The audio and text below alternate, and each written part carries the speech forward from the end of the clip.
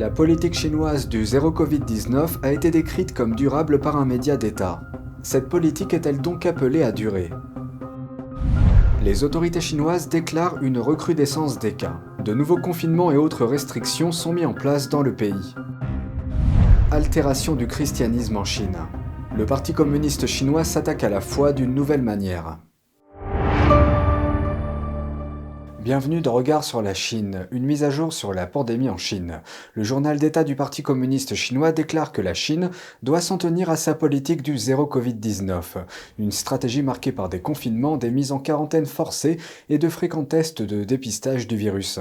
Ce commentaire réduit à néant les espoirs de voir la Chine assouplir ses restrictions dans un avenir proche. Le journal Le Quotidien du Peuple a déclaré mardi que les mesures strictes de la Chine sont durables. Et ce, malgré les coûts portés à l'économie du pays et les autres perturbations de la vie quotidienne, comme les pénuries de nourriture et de soins médicaux.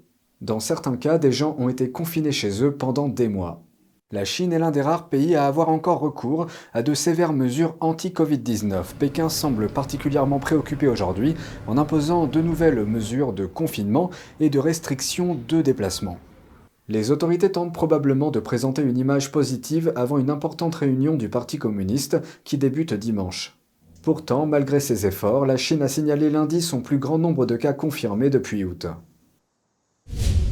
La Chine a vu son nombre de nouveaux cas quotidiens tripler au cours de la première semaine d'octobre. C'est une semaine spéciale en Chine qui marque les vacances de la fête nationale. La situation a entraîné de nouveaux confinements et des restrictions de voyage dans tout le pays. Shanghai et la capitale Pékin ont toutes deux renouvelé leurs restrictions. Selon les informations locales, Shanghai a désigné 34 districts comme présentant un risque élevé à moyen d'infection depuis lundi. Les habitants de ces zones ont l'interdiction de quitter leur domicile ou leur complexe résidentiel. Cette mesure fait suite à un confinement prolongé au début de l'année.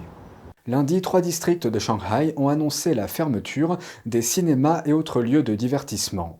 Les autorités intensifient également les tests de dépistage du virus. Tous les résidents de tous les districts seront testés 2 fois par semaine à partir de lundi et jusqu'à début novembre. Au vu des nouvelles, les habitants de Shanghai ont commencé à faire des réserves de nourriture et à vider les rayons des magasins. À Pékin, les autorités exigent désormais un résultat négatif au test dans les 3 jours pour entrer dans les parcs, les immeubles de bureaux et les magasins. Cette mesure a été prise après qu'au moins 10 districts de Pékin ont signalé de nouveaux cas. Des vidéos en ligne montrent les autorités de Pékin en train de sceller certains quartiers résidentiels avec des barres métalliques lundi dernier. Certains magasins ont également été clôturés. L'ancien secrétaire d'État américain Mike Pompeo envoie une série de messages aux citoyens chinois sur YouTube, et cela suscite des réactions du côté de Pékin. Voici la suite et la réponse de l'ambassade de Chine à Washington.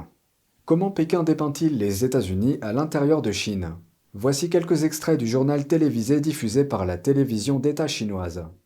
美国是当之无愧的全球第一抗疫失败国，是名副其实的全球第一政治甩锅国，全球第一疫情扩散国，全球第一政治撕裂国，全球第一货币滥发国，全球第一疫期动荡国，全球第一虚假信息国，全球第一溯源恐。Mais l'ancien secrétaire d'État Mike Pompeo, proche de Donald Trump, expose une vision différente. Certaines des plus longues files d'attente au monde pour l'obtention d'un visa pour venir aux États-Unis se trouvaient dans nos consulats en Chine. D'innombrables Chinois veulent visiter, étudier ou même immigrer ici. Cette vidéo fait partie d'une série de messages de Pompeo dirigés vers le peuple chinois. La description de la vidéo indique que dans cette série, Pompeo s'adresse directement au peuple chinois au sujet du Parti communiste et des relations entre les États-Unis et la Chine. Il y fait remarquer qu'aujourd'hui, les États-Unis abritent des personnes de toute origine. Plus d'1 million d'Américains d'origine chinoise qui contribuent incommensurablement à notre mode de vie et à l'expérience de l'autonomie américaine. Il affirme que les États-Unis attirent plus d'immigrants que tout autre pays au monde. Et cela inclut les victimes du génocide du PCC en Chine, notamment les Ouïghours et les Tibétains. PCC est l'abréviation de Parti communiste chinois. Les Américains dénoncent la discrimination à l'étranger lorsque nous la voyons, notamment le racisme systémique de Pékin au Xinjiang, au Tibet, en Mongolie intérieure et ailleurs. Mike Pompeo affirme qu'il y a une chose que le PCC ne veut pas que les Chinois sachent. La vérité est que la force la plus anti-chinoise de l'histoire est le PCC. Il a été fondé sur la base d'une idéologie marxiste en faillite qui a tué des dizaines de millions de Chinois, a lancé une révolution culturelle qui a détruit des milliers d'années de culture chinoise, et il ne peut pas admettre que tout cela était plus qu'une erreur, c'était un crime. Pompeo dit qu'il attend avec impatience le jour où le peuple chinois pourra participer au combat pour la liberté, en faisant référence à l'histoire de son pays, et que le peuple chinois mérite bien mieux. Le message de Pompeo a également attiré l'attention de Pékin.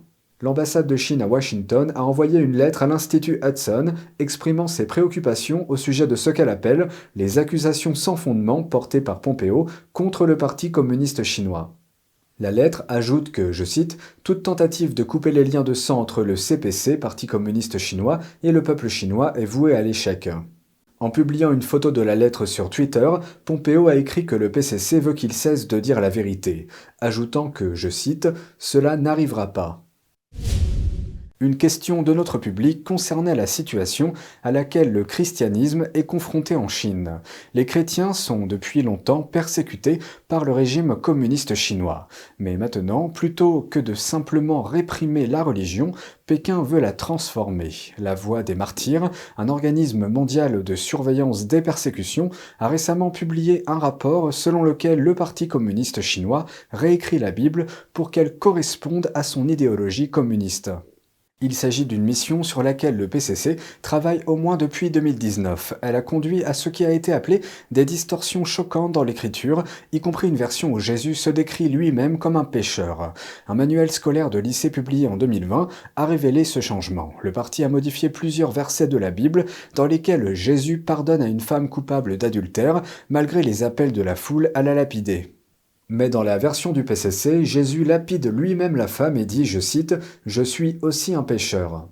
En plus de cela, l'organisation a également souligné que les révisions communistes de la Bible comprendront, je cite, « les valeurs socialistes fondamentales et la suppression des passages qui ne reflètent pas les convictions communistes ». Un porte-parole de la Voix des Martyrs, Todd Nettleton, a déclaré sur une chaîne américaine que les modifications visaient directement la divinité de Jésus. L'enjeu pour le Parti communiste chinois est le contrôle. Il pense que les révisions soulignent une tentative du PCC de réduire l'influence du christianisme en Chine. Mais il dit espérer que cela se retournera contre le parti et incitera le peuple chinois à commencer à s'interroger sur ses motivations. Pourquoi était-il si important pour eux de changer cela ? Malgré le fait que la Chine autorise techniquement le christianisme, le PCC n'autorise qu'une version du christianisme refaite à son image. Les chrétiens chinois qui refusent de se plier au programme du Parti communiste sont soumis à une pression croissante et leur expression ouverte de la foi devient plus risquée à l'intérieur de la Chine. C'est tout pour aujourd'hui, merci d'avoir suivi Regard sur la Chine. On se retrouve demain pour une nouvelle émission, prenez soin de vous et à bientôt.